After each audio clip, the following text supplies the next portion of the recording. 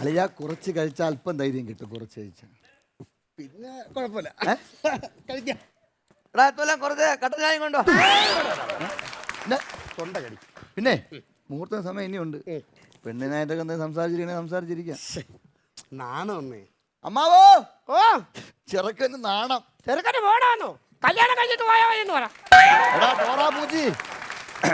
അളിയ സമയമുണ്ട്, സംസാരിച്ചു. അത് ആദ്യ രാത്രിയിൽ സംസാരിക്കാൻ.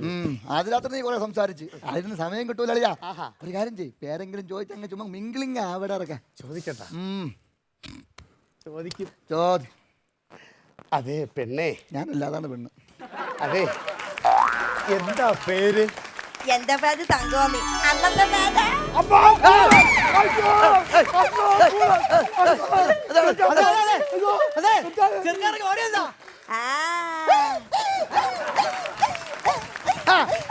അവനെ കണ്ടപ്പോഴേ അവന് പേ പിടിച്ച്. ചന്ദ്ര കേറി വാടാ, കെട്ടിട്ട് പോടാ.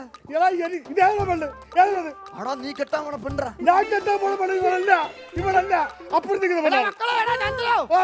നീ എന്ന് പെണ്ണ് കാണാൻ വന്നപ്പോഴേ ഇവളിവിടെ ഇല്ലായിരുന്നു. എവിടെ പോയി? ഇവള് ടൂറ് പോയേക്കുമായിരുന്നു. ആരോടാ?